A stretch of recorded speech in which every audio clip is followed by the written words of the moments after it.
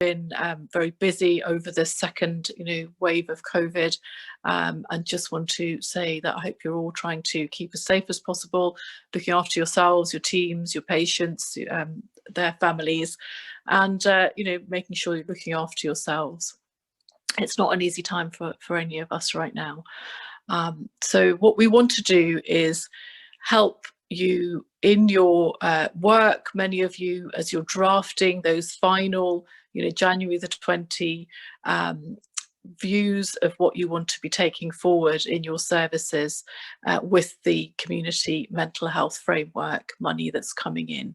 And of course, some of that will be put against rehab services in the community as well.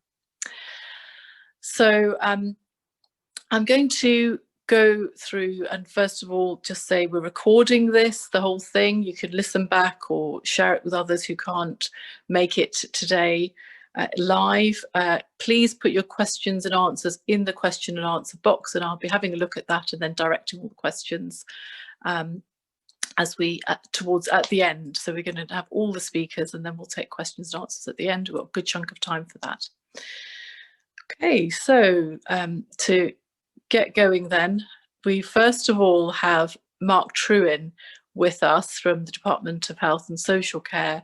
Mark's a mental health social worker and he's the lead and for the Chief Social Work Officer at the DHSC, and has been doing lots of great work in all sorts of areas to the Mental Health Act, which was white paper was launched yesterday, and he's cut his teeth on lots of really fantastic rehabilitation community services, including supported housing and how to work together as a system.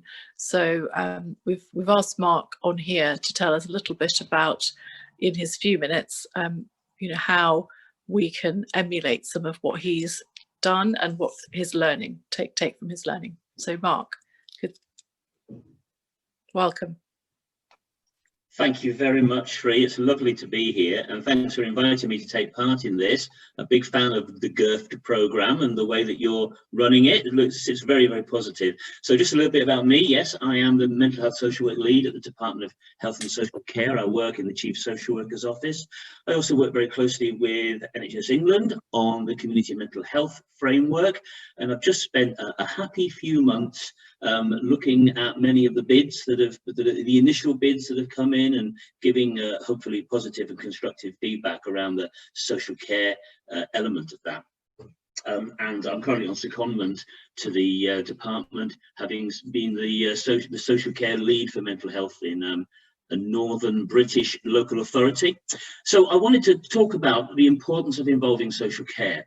And I think when we talk about social care, we often talk about the money. That often seems really important, and commissioning seems really important. But I wanted to go back a step really to talk about the ethics of it really, because I feel very, very strongly that local authorities and social care should be incredibly involved in rehab and should be very much equal partners with the NHS. The NHS has a very specific role with rehab around treatment and recovery support, but the local authority, and when I say local authority, I mean social work, I mean social care, but I also mean the voluntary sector, and often the private and commissioned sector as well, that is supported by local authorities. And the reason why I think they've got a huge role in this is because everything about rehab is within the remit of the local authority. So just to give you some examples, if you look at the NICE guidelines on rehab, you will see that almost all of the people that come within the NICE guidelines specific remit for rehab are likely to have Care Act eligible support needs. An awful lot of those people are likely to need support under the Mental Capacity Act, and maybe some of them the Court of Protection. Some of them may be subject to safeguarding procedures and processes in their life. Some of them may be older people who've got rights from the local authority on that, or have a disability which may be their mental health issue, or maybe others as well, because people often have autism and learning disability dual diagnosis as well, and drug and alcohol services, which is commissioned by the local authority through their public health responsibilities. So Local authorities should not have to be invited to the table by the NHS, which is the main organisation doing all the work. My argument has always been that local authorities should be at the table, jointly running rehab with NHS and VCS partners. So the question then is, well, how do we make sure this happens? And it's interesting looking through the community mental health framework bids, some of which have got some really creative and interesting ways of looking at rehab, bringing people back from locked rehab. But actually, one of the things that surprised me was not an awful lot of those actually mentioned how they would work with the local authority. So that's the first thing I'd say, is that if you're writing a bid for the community mental health framework, or if you're working with Shri on GIRFT, have in your mind very clearly from the beginning, how are we going to work jointly with the local authority in this area?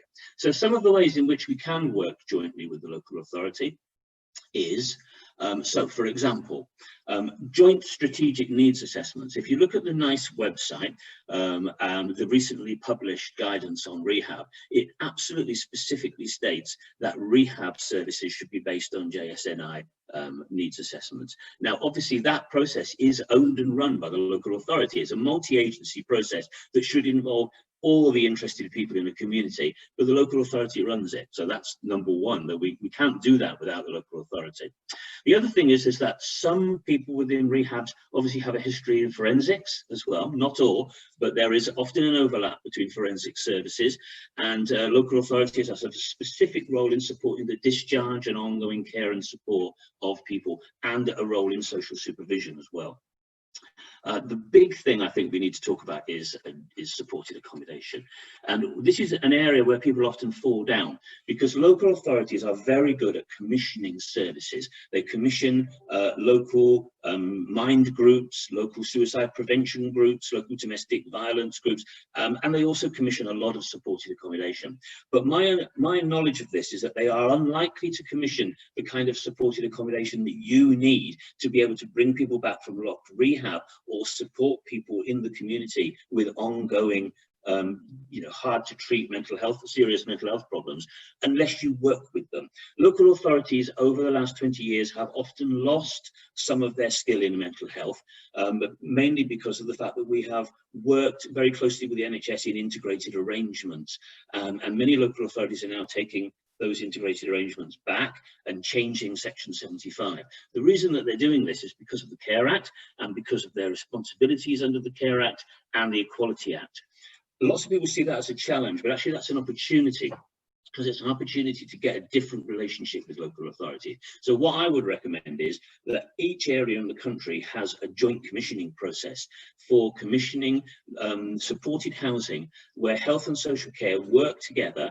Yes, we can share money. That is always really helpful, because the local authority often doesn't have very much.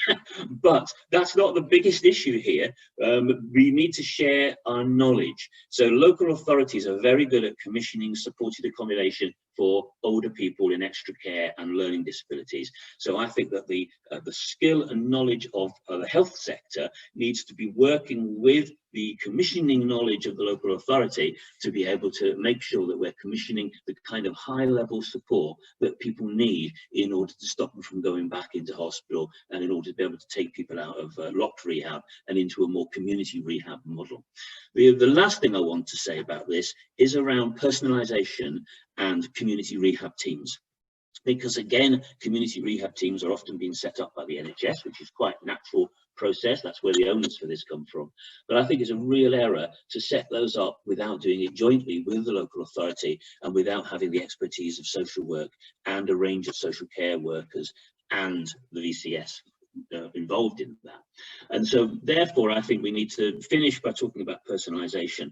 One of the things that we need to move from in rehab is the idea of a treatment specific, I suppose, a way of looking after people who are very unwell, and move from that model to a way of supporting people to live very independent lives.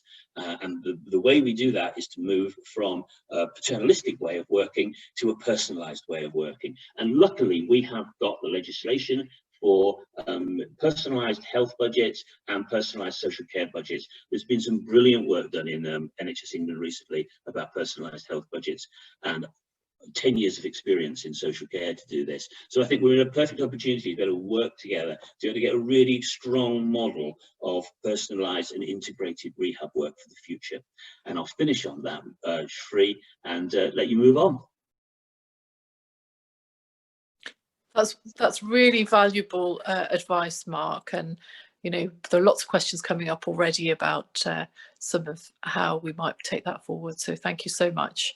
It's invaluable, and lots of nuggets there, you know, to take away and action. Thank you. And thank you for all the great work that you're doing and have been doing in making sure that, you know, integrated services are understood, and really trying to bring the two together. Not always easy, health and social care. Okay, so next we have Duncan Tree.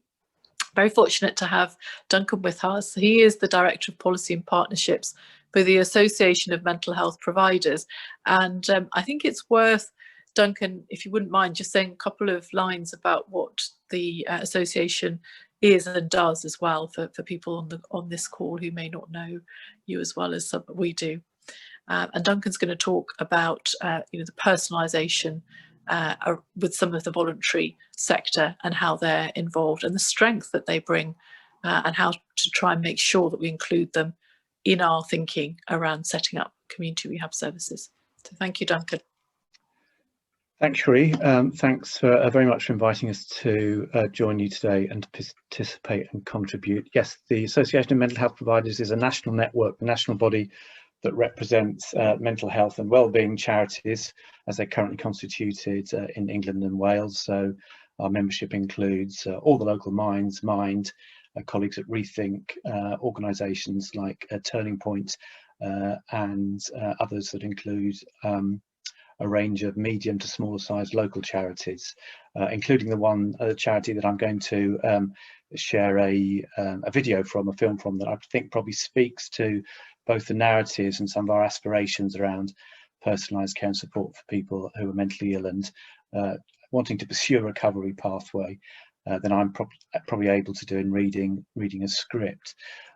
So I think what I'm probably going to say is going to build on some of the themes that Mark's really helpfully set out, and I'm grateful to him for flagging the importance of the sector's role within a social care and social care context around improving outcomes for people with mental illness leaving institutional care.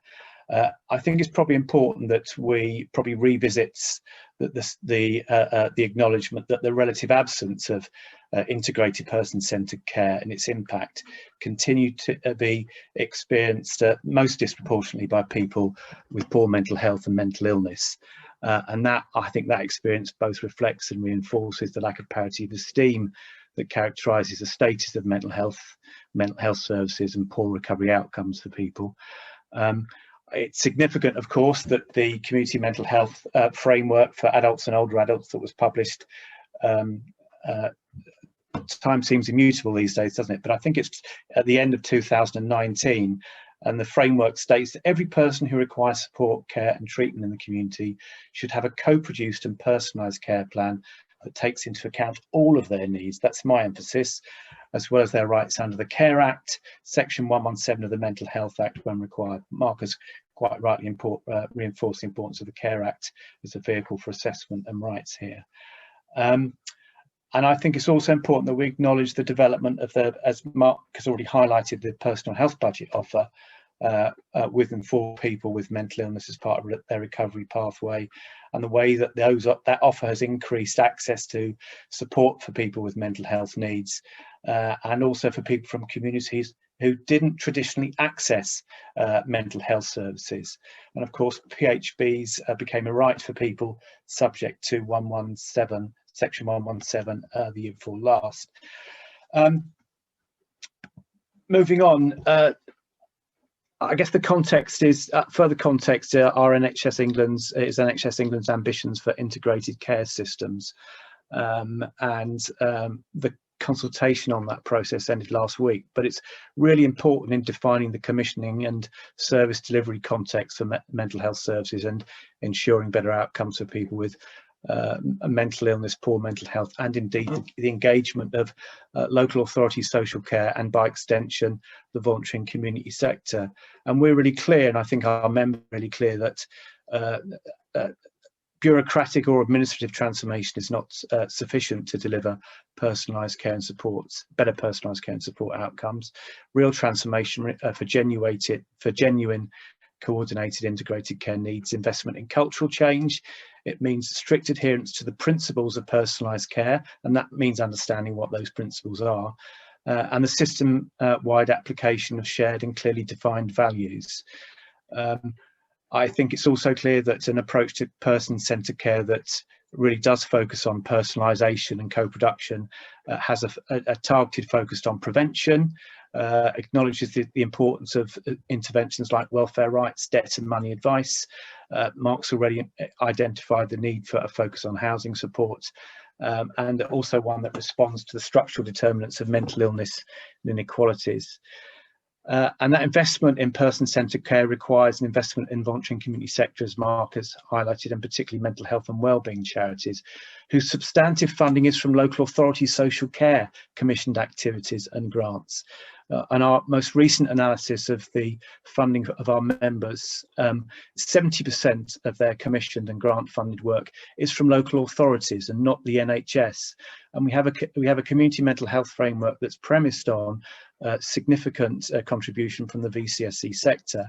So we need to acknowledge the importance of an adequate funding settlement for local authorities. So we do need a clear understanding of the essential role of social care, local authorities and the VCSE sector. And the reason for that is that ultimately social care is the lens through which many people's health care and support needs are first identified, understood and responded to, dare I say it, holistically.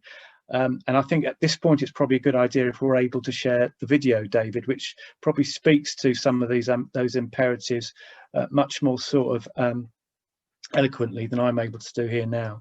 Can we move the video on?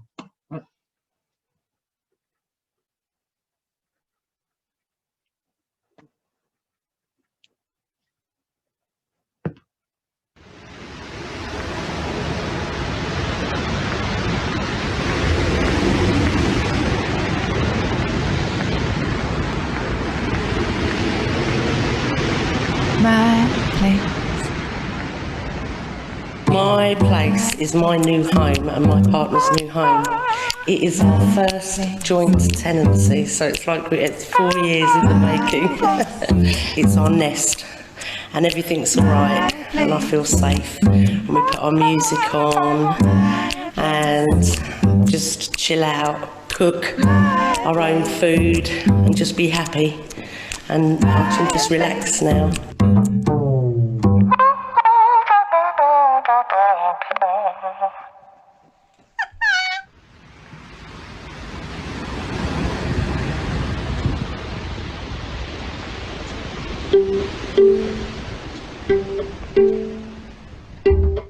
When I'm struggling with my mental health, whether that's for a few days, sometimes weeks, and the voices are too hard to bear and life's just overwhelming, I go to my bedroom, clean sheets on my bed, clean pyjamas, and that's my sanctuary, that's my safe. It's like a den and I feel safe there, and sometimes I sleep it off, sometimes I just lay there.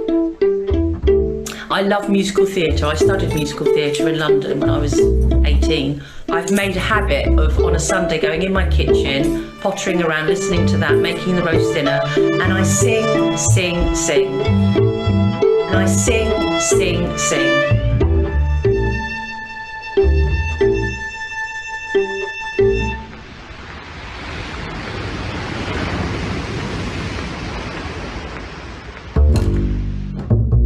Alcoholic is a label.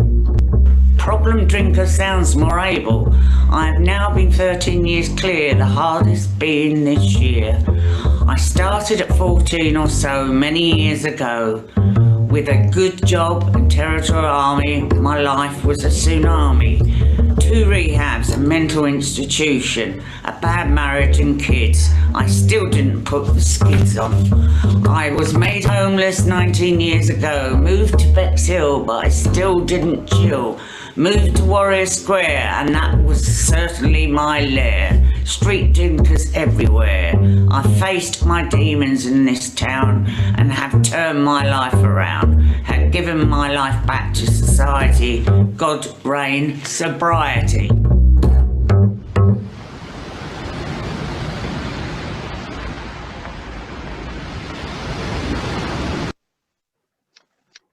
Thanks, David. I don't know if I'm back on audio, but I think for so Seaview, I declare an interest as a trustee of Seaview, but for me, and I think many of the people, staff that work with the charity and service users, that speaks to a narrative that's about a strengths-based approach and the value of a social model and attention to the social context of people's lives when we're talking about recovery and the value of social care, and indeed the contribution that the voluntary and community sector can make. And I'll stop there at 12:20, Shri. Is that okay? That's perfect, Duncan. You're perfectly on time. So that just is incredibly valuable, just understanding some of the landscape and some of your kind of advice, really, in terms of how to as you say, the lens to see people through in terms of that personalized perspective. And also, we've had lots of conversations in various fora, haven't we, about how do you make sure that as health reorganise, as we often do we make sure that those strengths from our partners in the voluntary sector and more broadly in social care, how do we make sure that their strengths are at the table as well and really embedded and integrated? And I might put an offer out there, Duncan. If people are not clear, or perhaps they want further advice, would it be something that you might be able to provide if they contacted you directly in terms of how to sort some of these issues out locally themselves? Yes, of course. I think we'd be happy to offer the advice that we can, if not point people in the direction of local organisations and other colleagues who are able to do so. That would be really incredibly helpful, I think. So thank you. Okay, so and lots of questions which we'll come to. Next then, the next speaker is Claire Willis, and Claire has she's an expert by experience, and she has had experience of rehab services, including community rehab services. And she's going to speak to us a little bit about her journey and also about what's gone well and areas that didn't go so well, and really provide, again, some of that kind of real life context and learning for us to think about how we then embed in our own services when we are redeveloping those or improving them for the community mental health framework. So Claire, thank you so much. Really appreciate having you on here. Over to you. Thank you, Shri. Can you hear me? Yes. Fabulous. So my name is Claire. I'm really excited to speak with you today. I'm a bit nervous, so bear with me. So I'm talking to you today about what makes good rehab and what makes bad rehab, in my opinion, and the importance of having the right care in the right place at the right time. So it's from dislocation to discovering hope, which kind of refers to my journey, my successful journey, but not everybody has the advantage of a successful journey. So personally speaking, I've been in the mental health system for over 20 years. Firstly, for 10 years as a revolving door patient, latterly in bespoke rehab, slowly progressing to independence. And I now have my own independent flat, which I've been in for the past 5 years. This talk addresses both sides of the rehab coin. Can I have the first slide, please?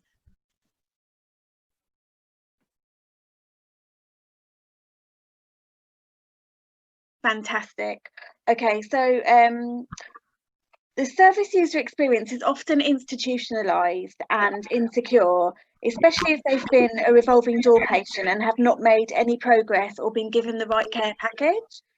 They need, the individual is lost and dislocated with no early intervention and will naturally mistrust the system, compounding the negative experience, and problems can become ingrained habits, self-destructive patterns develop, and there's less chance of kind of recovery the more institutionalized the person is. Can I have the next slide, please? So why would you invest with all the stress, especially of having a mental health condition, and if you're moved from pillar to post and you're disillusioned and dislocated and forgotten, then where would the energy come from to really invest again into the next process? It's often a brutal impersonal system, but it doesn't really have to be this way. And especially if you're moved out of area, then your mental health is really your only point of reference. You've really no knowledge of the area, of unsafe areas involving gangs or drugs. There's mistrust, confusion, loss, sadness. You already have the stress of being ill. All your foundations are taken away.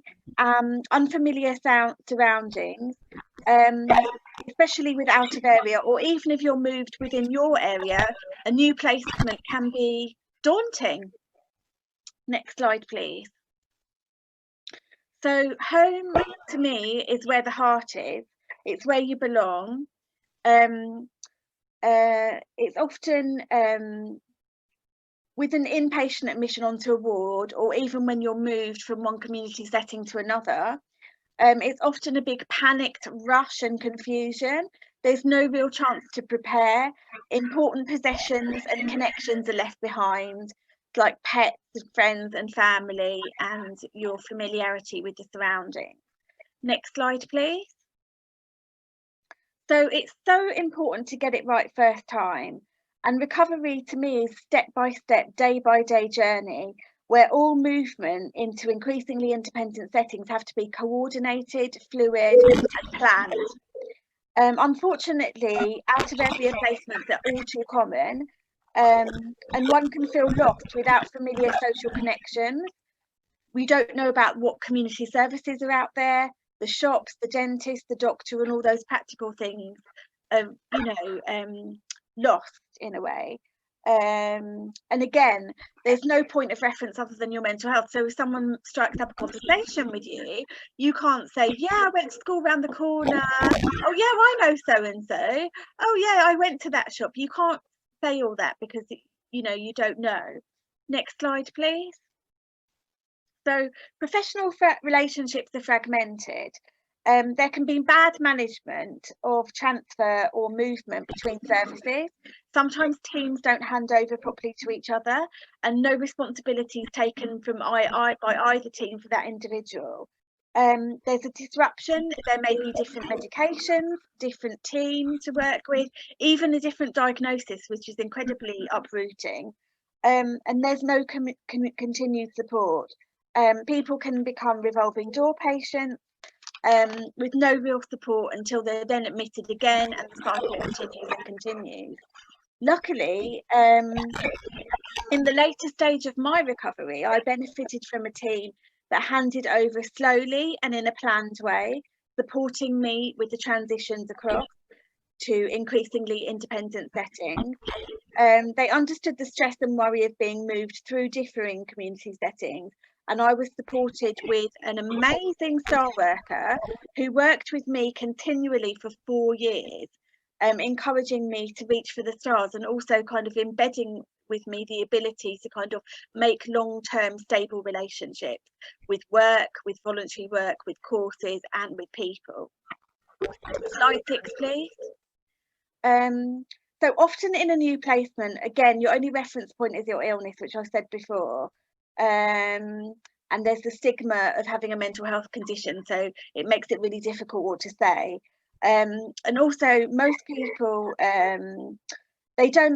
with good health, we don't cope well with big life adjustments such as moving house, divorce, separation, bereavement, a job loss or a serious illness.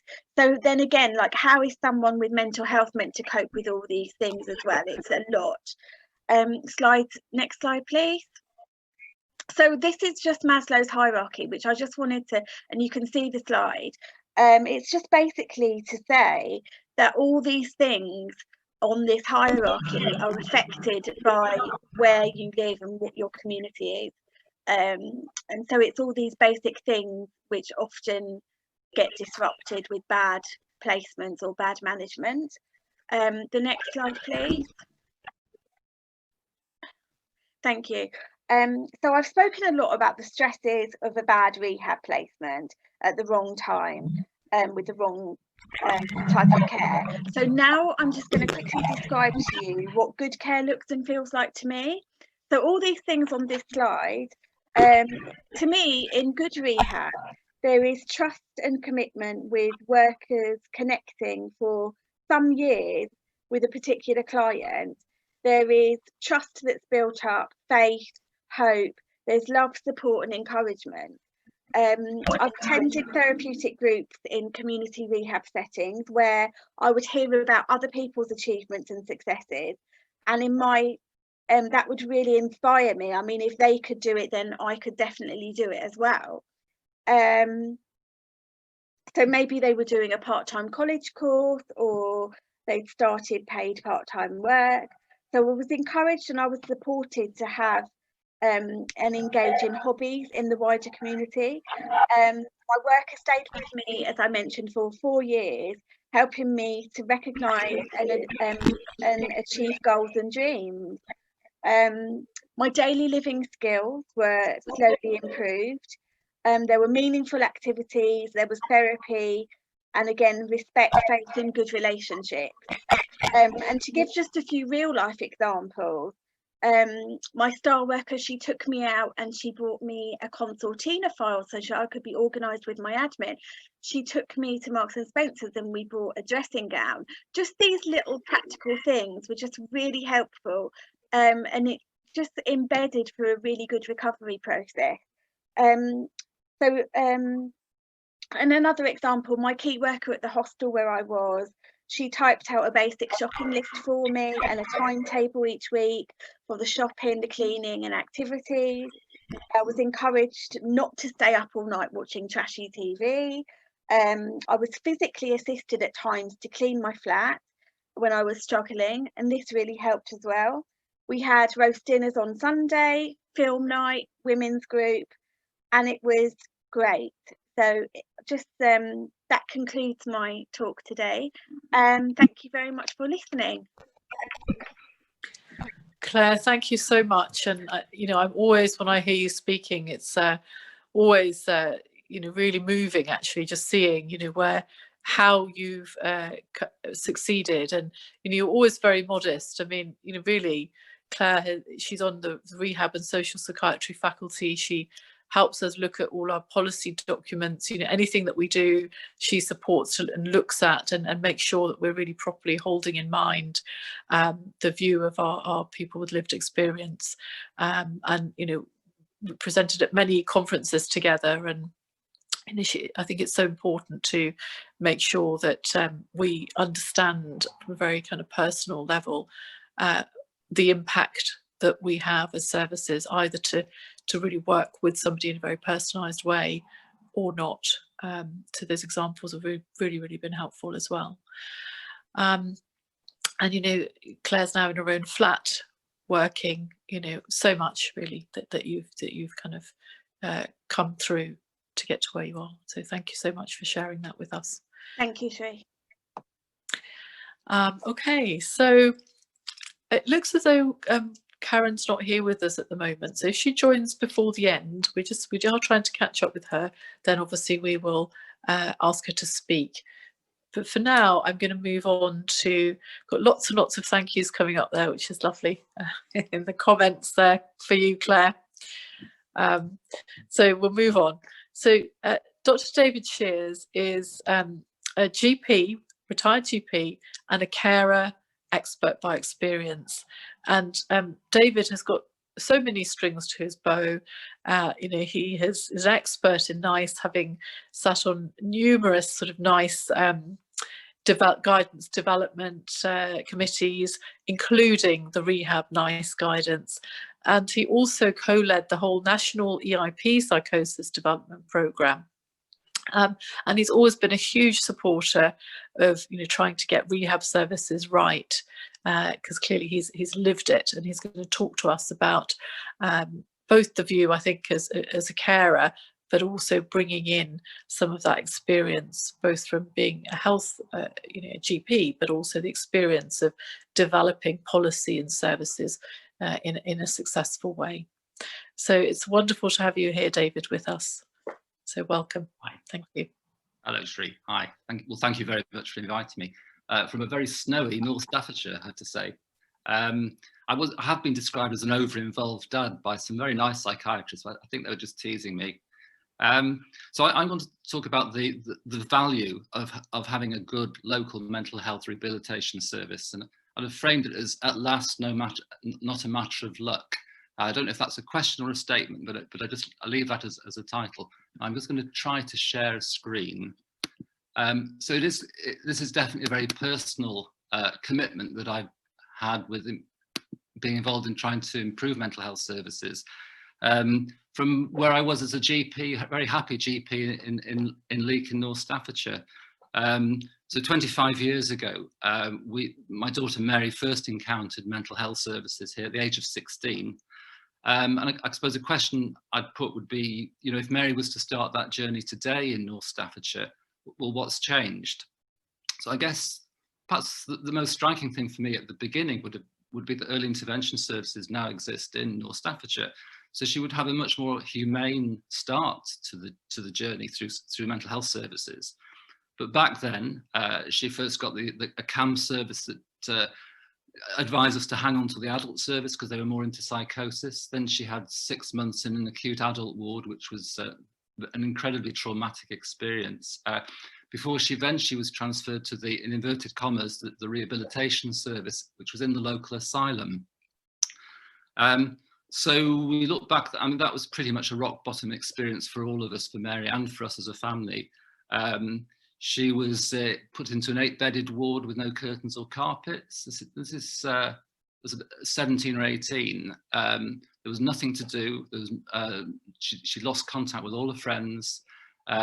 She gained weight. The staff felt sorry for her, would give her extra helpings of puddings, even though she was on antipsychotic medicines making her eat. And so she was fattened and she was flattened by the service at that time.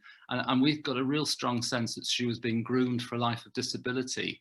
And this was so-called rehabilitation in North Staffordshire in the late 90s. The turning point was this lady, Fiona McMillan, who's a rehabilitation psychiatrist who actually moved into to run the rehabilitation service in the asylum for Mary. And within a few days of Fiona entering, she invited us to come and complain about the service that she was providing Mary, which is an incredibly brave thing to do. And she also discussed and then initiated clozapine. So three years into Mary's difficulties, we were involved, we'd gone from being despairing to being angry, and we were involved with a very difficult dispute with the local commissioners, which took 2 years to resolve, but eventually Mary was able to move into a very well-run and very social care-led rehabilitation service in the community that came out of this complaint. The initial response of the commissioners was that Mary should move 50 miles away to services that they'd identified in Birmingham. And the complaint was essentially, why have we not got, these are good services, why have we not got these services locally? So Mary, listening to Claire, I mean, Mary experienced a superb rehabilitation service. So even though she'd had this dismal start, we rapidly got sense that the old Mary was beginning to sort of re-emerge. So her days took on meaning, and just tiny little incremental improvements, almost imperceptible, but we learned how to celebrate and to help consolidate these into small, tangible improvements. And I think the skills that we learned from a very good rehabilitation service have carried forward to this day. So this business of travelling hopefully and securing tiny improvements has been absolutely critical to who Mary is now. So this is Mary at her 40th birthday a couple of years ago. She now lives in a very well-run, supported home close to where we live. She went from the rehabilitation service that we had to fight very hard for to a number of smaller, sort of moved on through supported accommodation, and is now blessed really with this absolutely superb accommodation now. She has to deal with a whole manner of complex physical comorbidities that go along with her previous history of psychiatric illnesses. So she has a very complex set of needs. But that rehabilitation service was so important to how, to equipping us for this sort of future journey. So I suppose the question I'd put is to myself is, well, 25 years on, what's changed? So as I said, Mary would undoubtedly experience a much better early intervention service. But at the end of that, the reality nowadays for her is that she still would have a treatment-resistant condition. She didn't respond well to antipsychotic medicines. It took Mary 3 years to get onto clozapine. Even today, I think people take between 5 and 10 years on average to get onto clozapine if they get onto clozapine. And for Mary, this was a very important part of how she began to secure her recovery. Families are still getting burnt out like mine. We were absolutely burnt out, and that rehabilitation service made a critical difference. And the reality is that very often from early intervention service, people are going out to either generic CMHTs or back to primary care. And again, the reality is that for a substantial number, at 5 years, will have the sort of problems that Mary was getting. And 25 years on, there is this question about whether how much has really changed. So for me, this being part of the NICE guideline with Shri and colleagues was an incredibly important part of unfinished business. And I think, the challenge that we've got is to try and implement these guidelines. Many things are coming together. The GIRFT program, I think, is inspiring. We've got the long-term plan now talking about community mental health, its focus on rehabilitation, and we have these guidelines. So I think, I think this for me is an optimistic moment, that I think actually had Mary started her journey today, we would have a much greater chance of securing the sort of rehabilitation service that we had to fight for. But I suppose my final thought is that actually this was luck for Mary. She had a dad who was a GP and a mum who was a nurse. So we knew our way around the health system. I wonder what would happen if we hadn't had that sort of skill. And Fiona having a rehabilitation psychiatrist who's prepared to stick out and stand by Mary. So I think we had a lot of luck in actually securing the rehabilitation service that I think is a foretaste of what then came through in the guidelines. So I think that's sufficient for me, just to say that I am very, very relieved to see that the rehab guideline is out now, and I think there's a real challenge for all of us to implement this. So thanks, Shri. David, thank you so much. And it's always really sort of well, two things. One, it's sort of so inspiring to hear what Mary's achieved, with your support and key others and rehab services and key clinicians along the way. But you've had to really, and the other side is just, knowing how much you've had to fight for it. As we've had many a long conversation about how do we make sure that, everyone can get this without having to, have a GP dad and nurse. So there's something about bringing that parity and enabling good rehab for everybody. And so I absolutely share your kind of hope, really, that there are so many things that are coming together with the GIRFT program, the long-term plan, and other things as well, like CQC really being behind this, and also Health Education England thinking about how can they support around training up staff. So lots of things coming together, and you've been a big part of that. So I just want to say, thank you again for all that you've done in this sort of area, advocating and not settling, not allowing people to just push things aside. So thank you so much. Okay, so we're going to move on now to Angelina Morgan.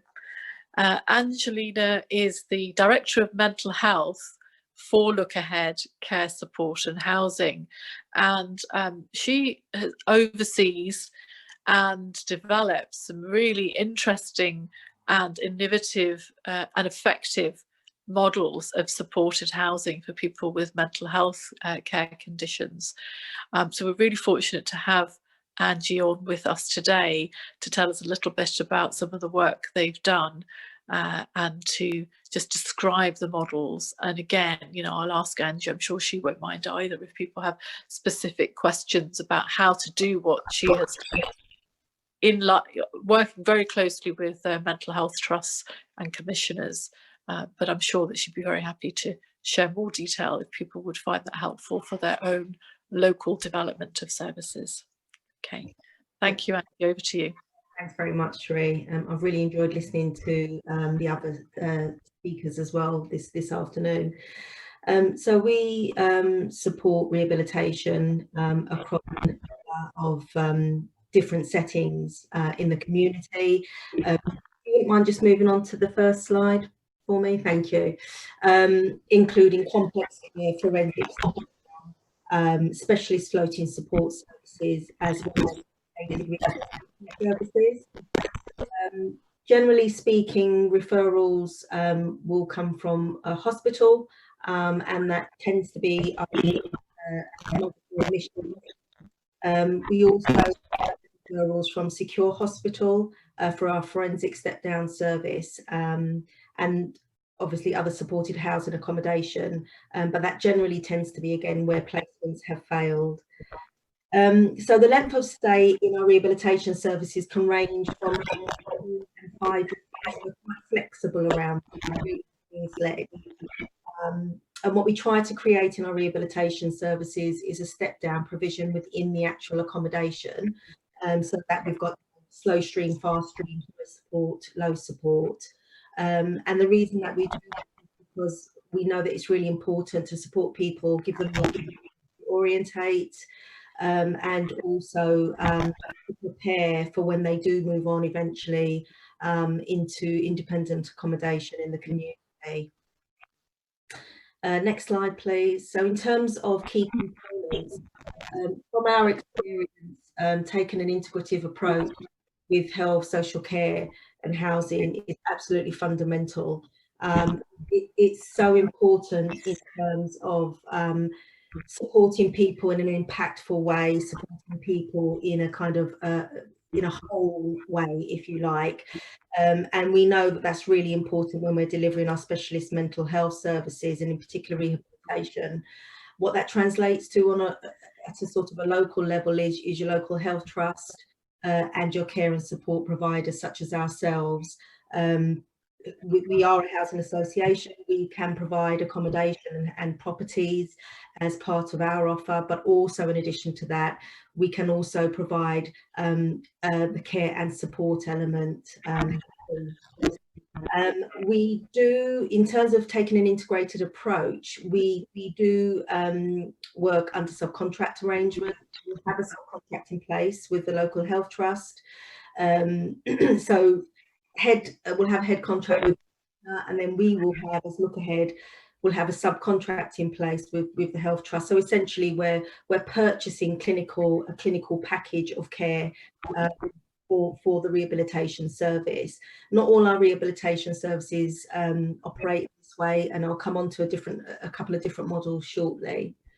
When we work integratively, it enables us to really tailor the support and the interventions for the people coming into the service, and that's really important.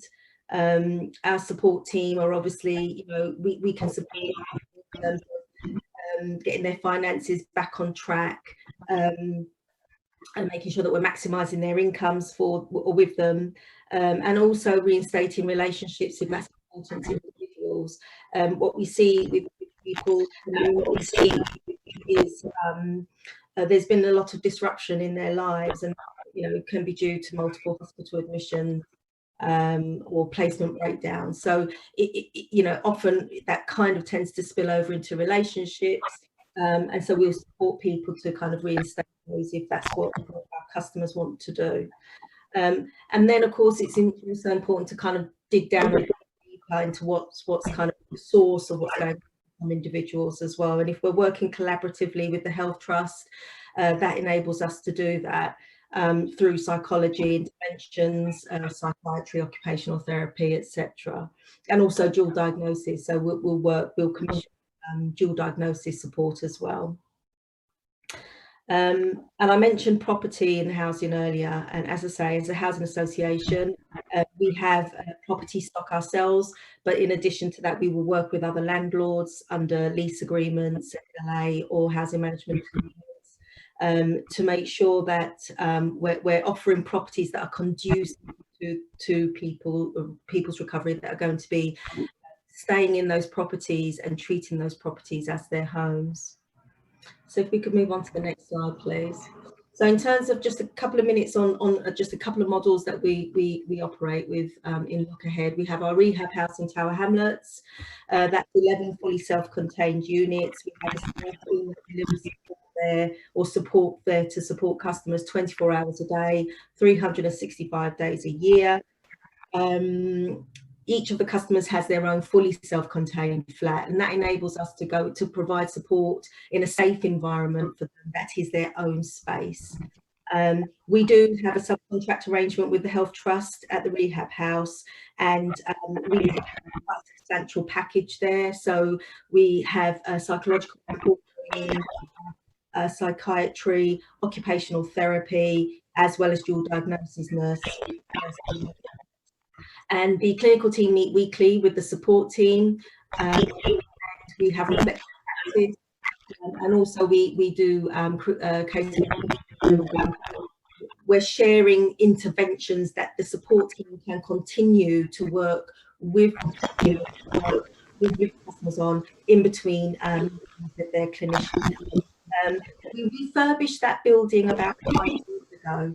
And that was an interesting one, because when we completed that building, we did it in support with the rehab team at the time in the trust, and we really tried to look through the lens of rehabilitation. So there isn't any communal space at that particular service. There is no communal lounge. We didn't want it to look anything like a residential care home.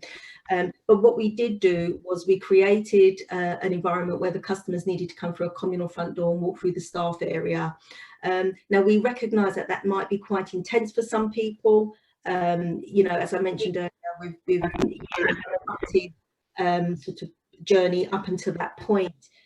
It may be difficult for people to engage with staff, and some customers may have found that quite intense. But overall, we felt that if throughout people's stay at the rehab house, they wanted to have the choice to come home and say hi to staff if they wanted to as they were passing through, and then to begin to slowly engage more, we wanted to be able to give people the opportunity, you know, to that choice, to be able to do that.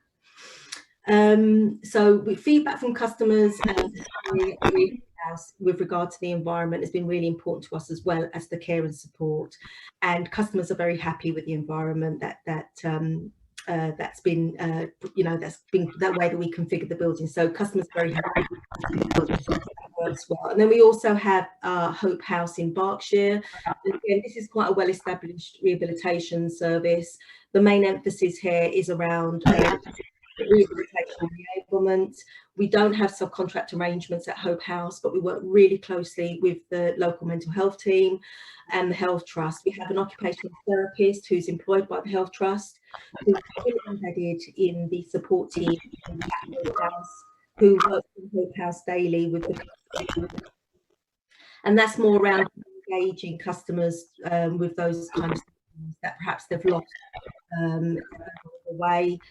We also have really good relationships there with Hope College, which is commissioned and run by the Trust. And Hope College will connect the service to deliver weekly workshops around anxiety, depression, stress, managing your medication.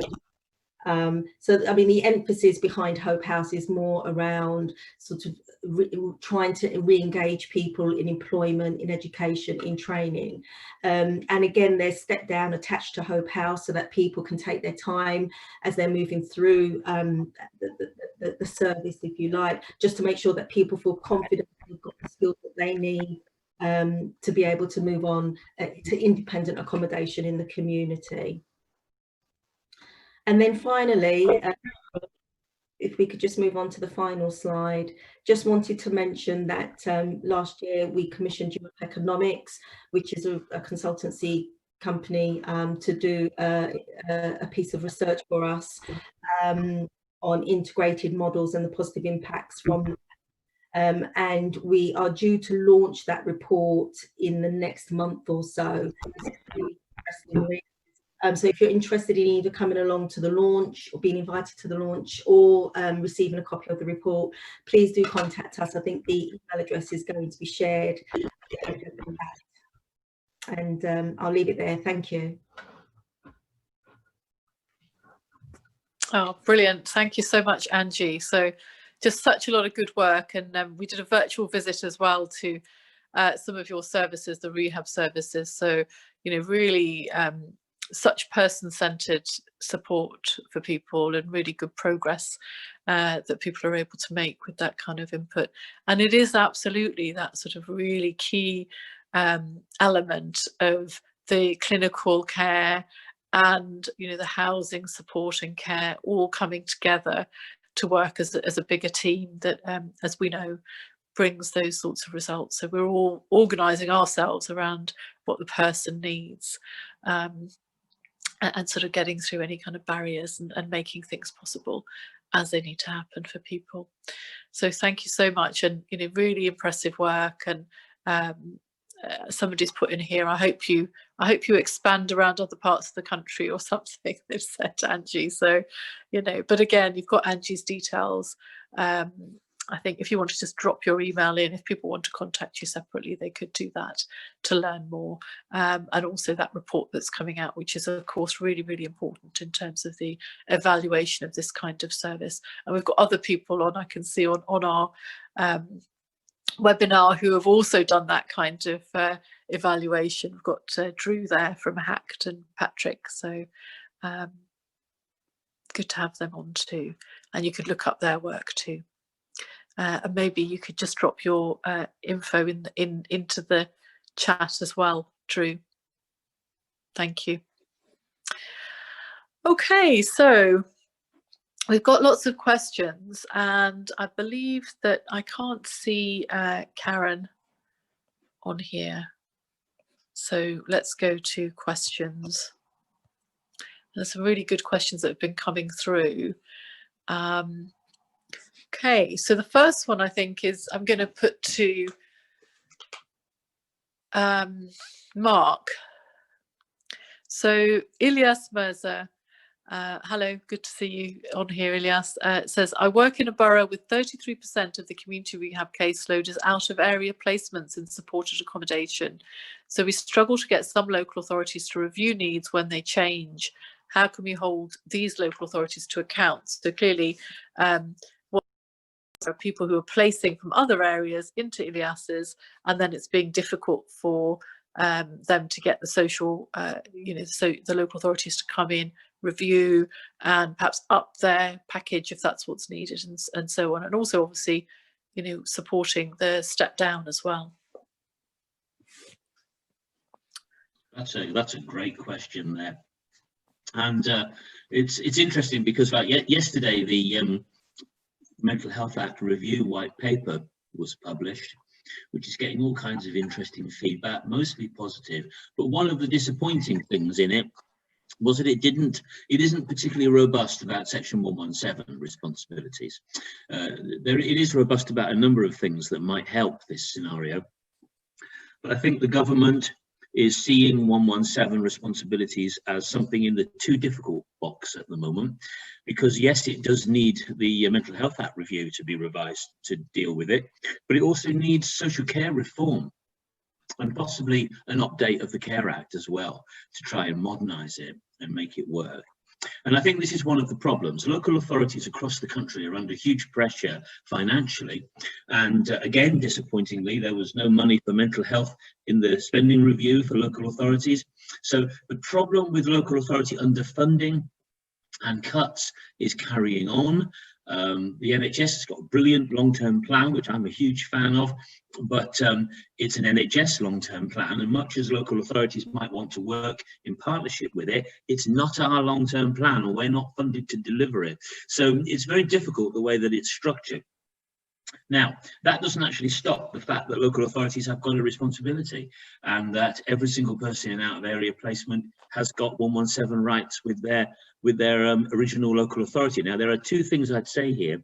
One is that sometimes local authorities don't always know where these people are, unless they've got very good systems in place with the local NHSE, SpecCom and their local CCG. And the other is they might not have the staff to be able to drive all over the country visiting people. So I think that we need to try and work out a better system for supporting each other to do this. And I think that what I would suggest is that anybody who feels strongly about this responds to the consultation white paper for the Mental Health Act now with some very robust examples and suggestions as to how this kind of process should be resolved, because I think we're only going to resolve it if we get the government to understand the importance of this on the ground. I know that sounds a bit depressing, but I have spent quite a lot of time in government trying to resolve this, and to be honest with you, it hasn't gone that well. You know, I don't think people understand the complexity of this kind of work within government, and it's very difficult to get change in this particular instance without centralised support from NHS England and the Department of Health and Social Care. Yeah, no, thank you, Mark. And I think the other thing to say about this is that what we very much said from GIRFT, and many of you will have seen the national report that came out from GIRFT with the recommendations for consultation. We're just going through now all of the responses that people gave.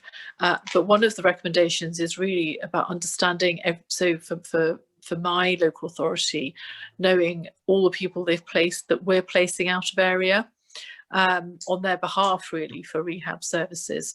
And when we can know all of those people outside of the area and have the reviewing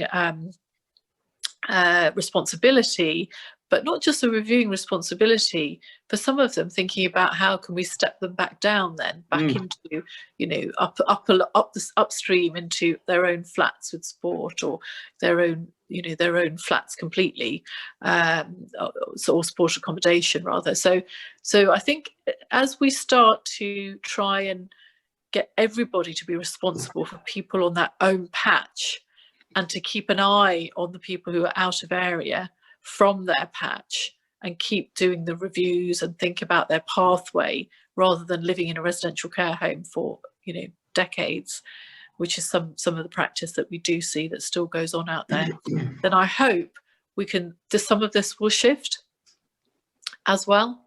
So I think we have to kind of go from, use a multi-pronged approach really, and use all that's available to us to shift that practice. Okay, so Priya Bajaj, good to see you on here, says something about 117, which I think you have already answered there, Mark. And then also a couple of other questions. One is around the challenge of identifying treatment resistance and rehab needs in early intervention service, and is there any guidance currently about transfer to rehab? So David, I'm going to come to you on that one, because I know we're having some conversations, and obviously you were leading the National EIP Psychosis Development Programme too. Well, it was. That's several years ago. I always thought it was the piece of unfinished business, to be honest, the fate of people like Mary, that we didn't think enough, I don't think, at the time of the programme, about the follow-through.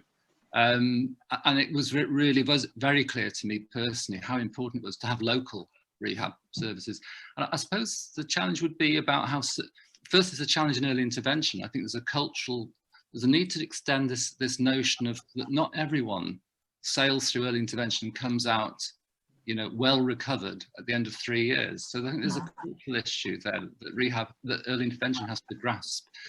There's also the business about how services work as families, as collaboratively together. Assertive outreach, crisis intervention, early intervention, rehab. They're a family of services, and they need to work really tightly together. So I think it would have been fairly clear that for people like Mary, that even within the first 12 to 18 months, there should have been sort of alerts that this is an individual who may not be passing through early intervention all that well. And I would have welcomed the sort of service that we eventually got locally early. I wouldn't have particularly wanted to wait 3 years, and I certainly wouldn't have wanted to wait 3 years before Mary had an offer of some clozapine for her particular situation. So I think there's a really important opportunity. There's still a lot of focus on early intervention from a policy point of view and in the long-term plan. I think to make it very clear there's a link, that early intervention for rehabilitation makes extremely good sense. And I think there are opportunities. I mean, personally, I will be trying to engage with early intervention networks across the country. I still have connections to try and flag up this issue.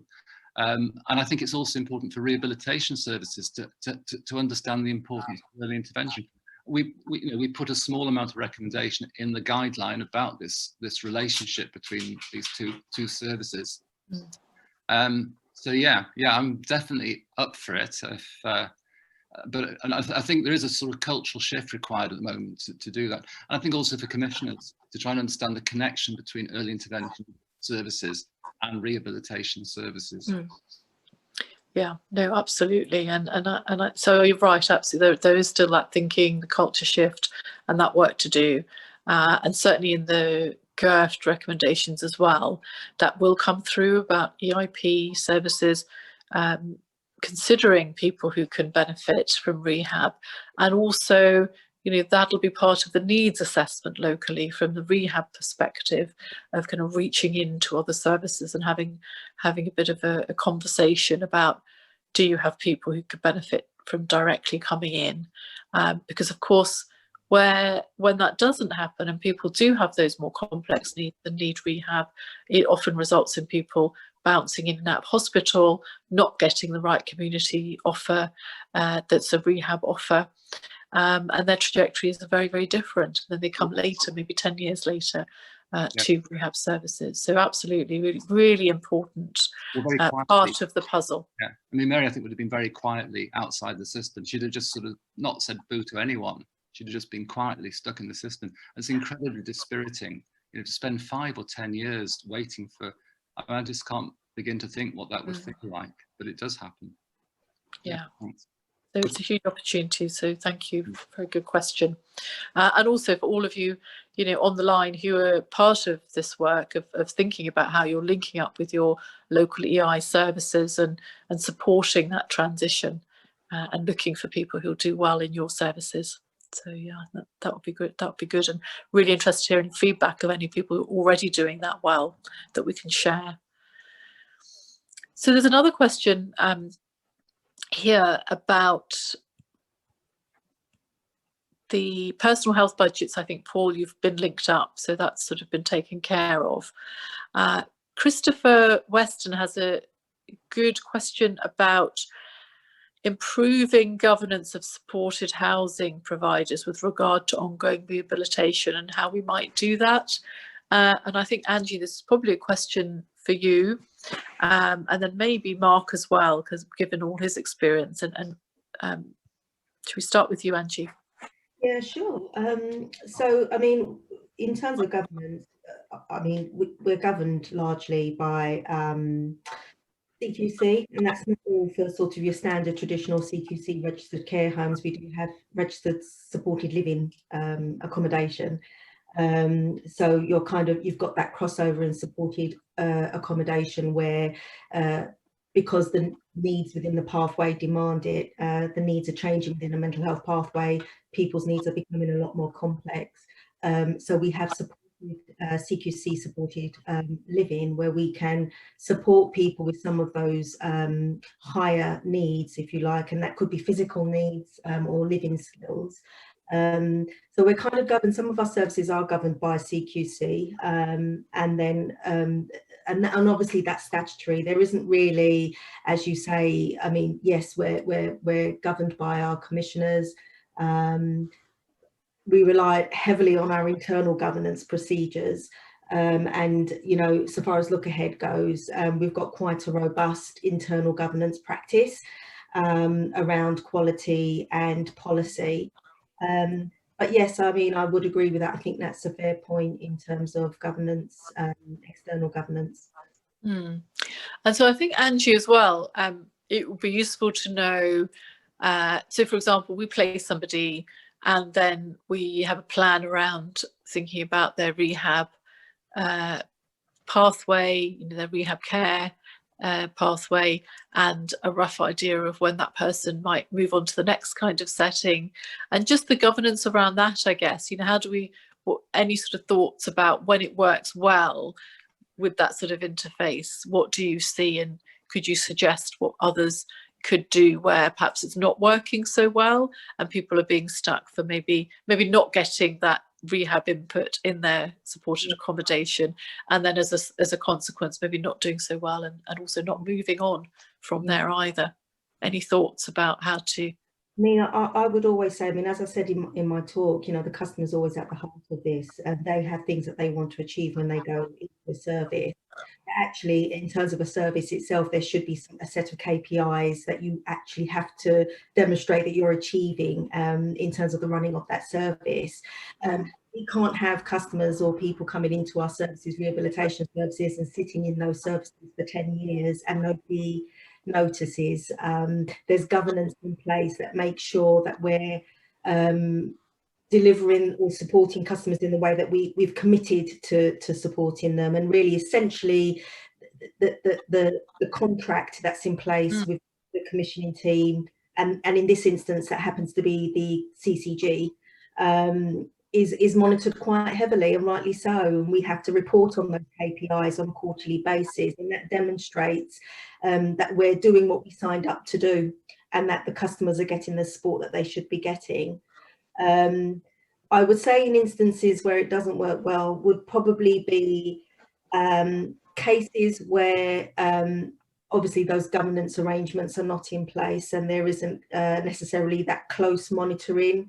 So you might have people that end up staying in services for a lot longer than they need to. There wasn't a kind of connection between housing prior to the person or people moving into that service, so there's nowhere for them to move on to, and all of that stuff can have a detrimental impact in terms of people's recovery, because when people reach a point where they're ready to move on, it really needs to happen for them within a reasonable timescale, otherwise people can begin to regress really. So, I mean, I think those are some of the kind of key things that need to be thought about when we're entering into rehabilitation in the community. As I said earlier, you know, the three things have to come together. They have to be working together to make that happen. Yeah, that's really good. And I'm going to come to Mark as well before I share some of my own thoughts on that. Sorry, I'm just having to unmute myself. Yes, so in terms of governance, I mean, I suppose that from my point of view, it's really important that people who commission supported housing understand why they're commissioning it. And I think sometimes local authorities do fall foul of this by setting up frameworks that where supported accommodation is kind of like a big blob that's okay for everybody, you know. Whereas I think that the needs of people in rehab services is very different, for example, from older people in extra care housing and learning disabilities supported living services. So I would always say that that the commissioning process needs to be done jointly with the NHS, and that we need to see supported accommodation providers as partners in terms of the training and support and governance process, because I think supported accommodation is very important in terms of making sure people get their Care Act support needs and keeping people out of hospital. And, you know, supported accommodation workers are often see people more than anybody else, and they're often in the best position to be able to identify issues around problems with mental health deterioration or other issues that perhaps a social worker or a CPN visiting once a fortnight or once a week doesn't see. So I think they need to be seen as partners. So in the governance, we need to make sure that when we're commissioning services, we're very much commissioning them to very high quality. We understand exactly what we want to achieve from it, and we have a partnership approach. Great, that's really helpful, thank you. And Drew's also posted something in the Q&A. And Duncan, you've got your hand up. Did you want to come in there? Yes, so I just think that the issue of governance is really interesting, and governance is multifaceted, of course. It's not just about inspection and regulation and ensuring that you're CQC compliant. It's also about how services are commissioned and overseen more generally, I think, particularly through the perspective of lived experience. So when people ask me about governance in relation to the work that Seaview and I guess other organisations that we work with are concerned, I think it's increasingly important that we ask ourselves, actually, how is lived experience, the lived experience of people who use and need services, reflected not only in the representation at board level, but also in terms of the culture of the organisation. And I think if we're really to hold our feet to the fire, for want of a better expression, on the principles of personalisation and person-centred care, we need to ask about how our governance arrangements reflect that in terms of, one, representation, and two, how we oversee commissioned and other services. Absolutely, that's really helpful. And so important to support people, get on with their journeys really and not be stuck. So question from Christopher Nolan about views and feedback, recovery tools and clinical models that help support the integrated care systems. So we have developed through the rehab faculty at the Royal College of Psychiatry an outcome framework, and that is on the GIRFT website. So you could go to that and have a look at what's expected, and there are things like dialogue on there, which is a patient reported outcome measure, HONOS, and the life skills profile, MOHO. So do have a look on there, and you can see the kind of the measurements, I guess, in terms of how to see that something's working from rehab perspective. Sarah, you've asked about how easy is it, Sarah Johnson, how easy is it to set up a community mental health rehab service, and that you're thinking in your trust about looking at community provision. So, I mean, I think that's, lots of places are doing it right now around the country. About what we found, about 50% of mental health trusts already have a community rehab service, and the others, most of them are setting something up. And what we have tried to provide is some advice and support around that. So we're in the process of getting up a community rehab, the specification, and what I'll probably do, if you can drop your email in, is email it to you, because the minute you're getting something coming out from NHS E&I, has to go through a whole kind of process, but I can certainly just email a draft to you, as long as you take that as it's a draft and you can pick it apart and use it. And I know there are a number of other people who've asked for that, and we will email that across to you in the next few days. But for the formal one, that will go on when it's ready onto the GIRFT website. And what I would suggest is, as well, we are trying to get regional centres together to have a think about this. And we've got people on the line here who run really good rehab services. I have a community rehab team, so it might be useful to start thinking about having a separate conversation, maybe even a webinar about how to do that, and some of the learning of how to do that, if that would be useful. And I've just seen, for example, Shiraz, who's from ELFT, has been on this call, and he has a really great community rehab service too. So there are people who already do this, and I think the easiest thing would be to have a conversation outside of here about that, and maybe even a virtual visit. Okay. And then Annie's asked a question about future planning finances because of the cost of the pandemic.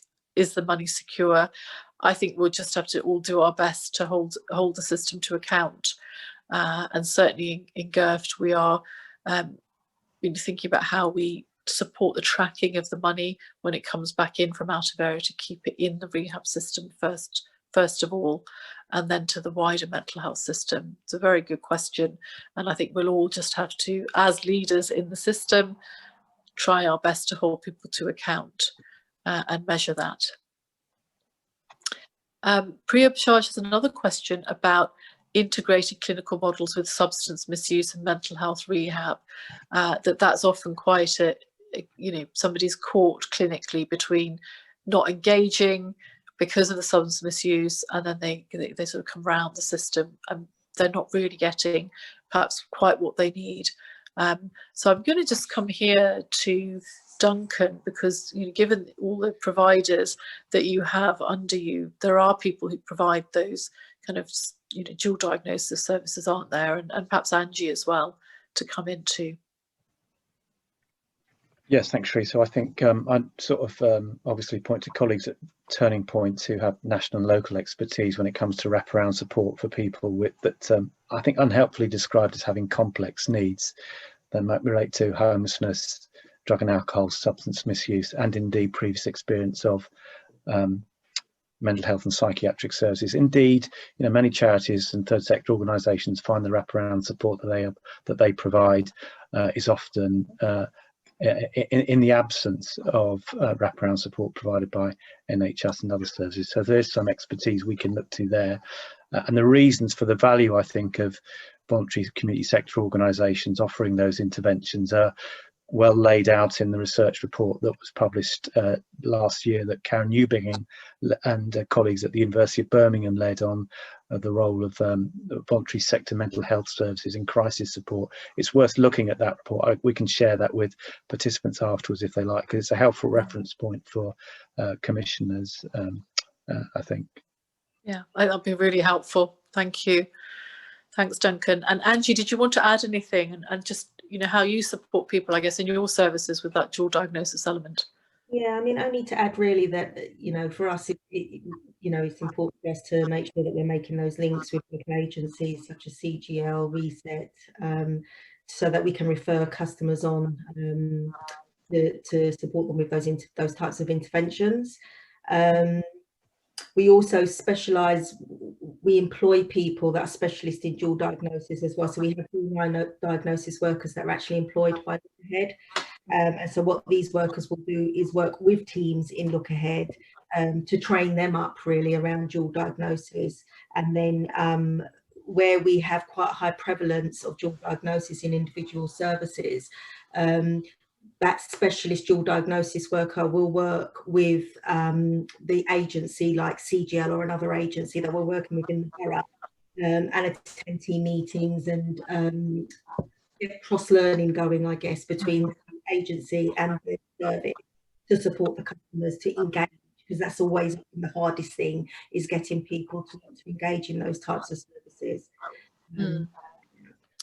Yeah, no, I mean, I think it's a really tricky issue. And it goes right to the heart of how do you personalise services and how do we all work together to wrap around the person and get them what they need.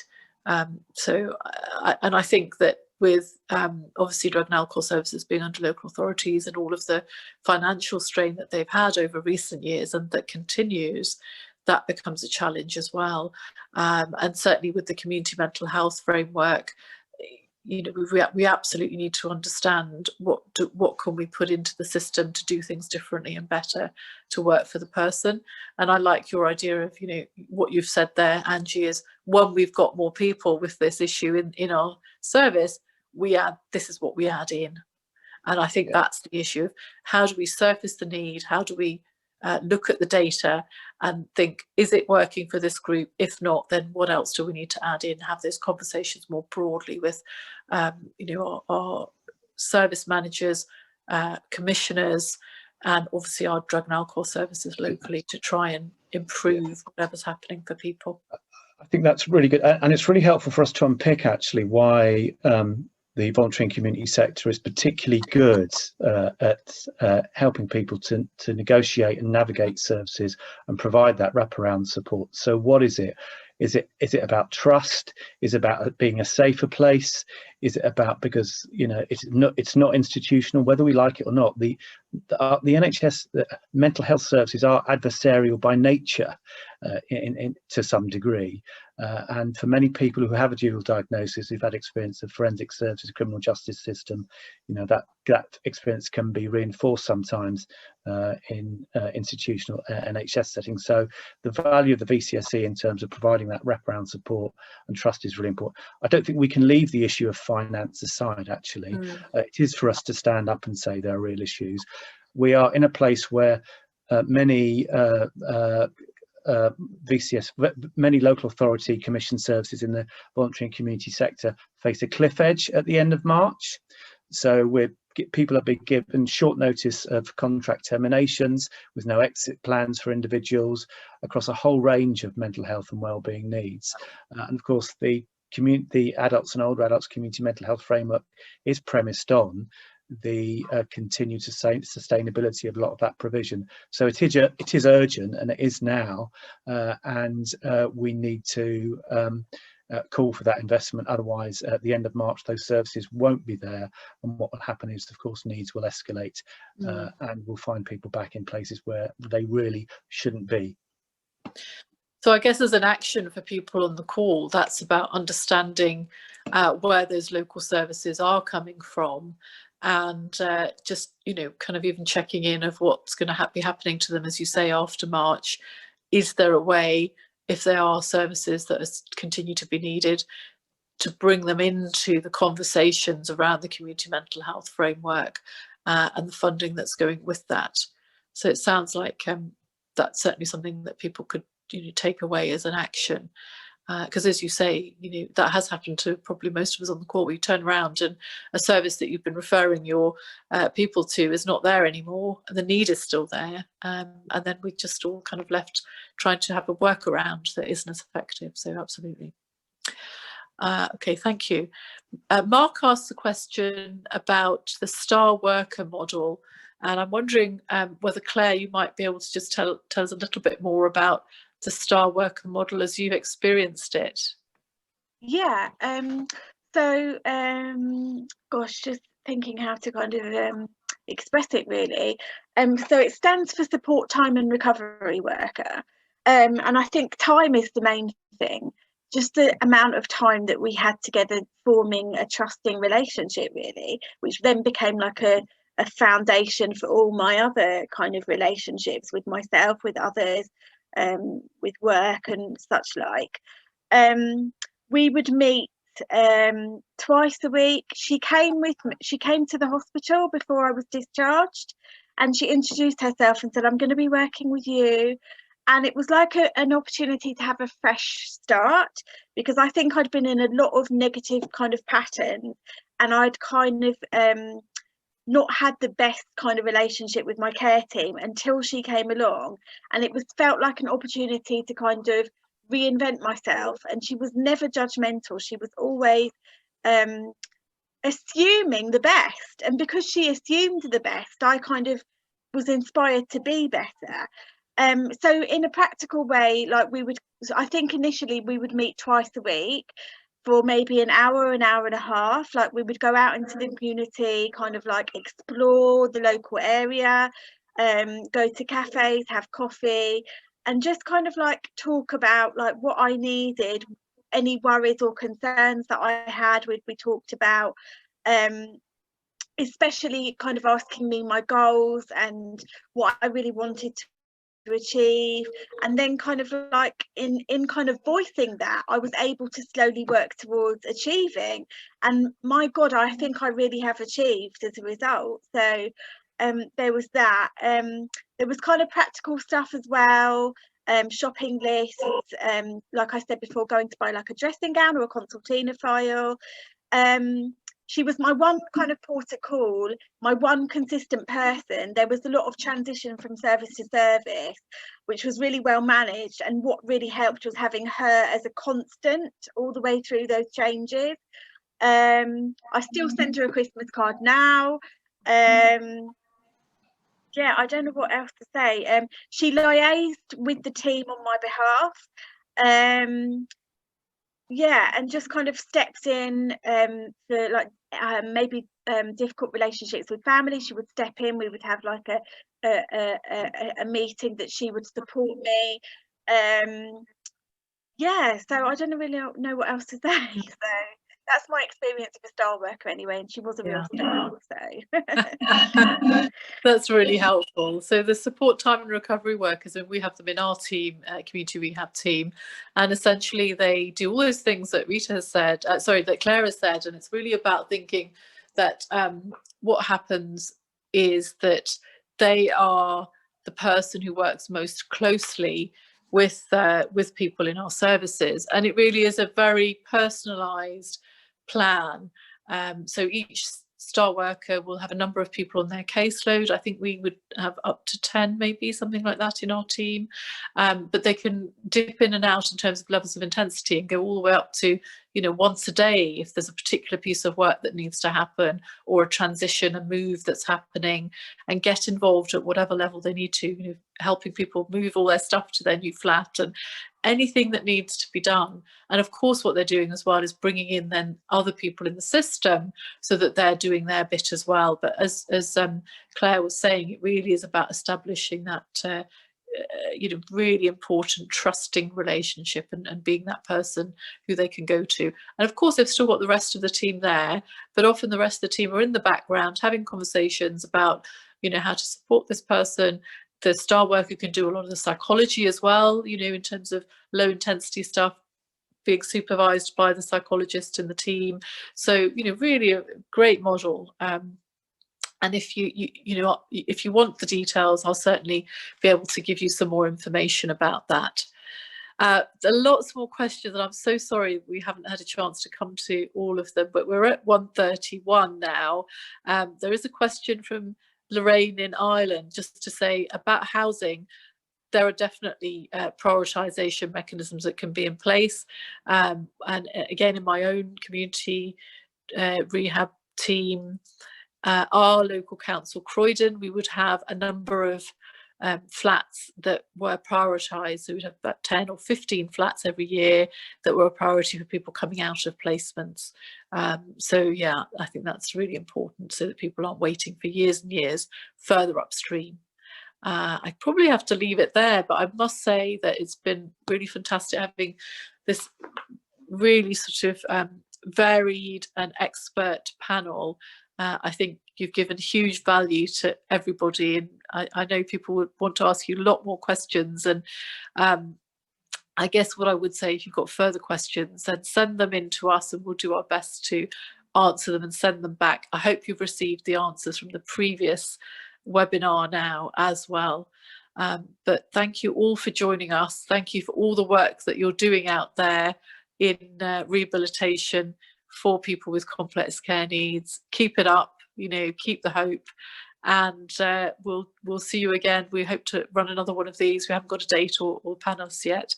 And I want to say a huge thank you to every one of our panelists. I know you're all so busy, but you know, you've really come on in here and given great value to people, and I think they've learned a lot to take away and improve their own services. Thank you so much.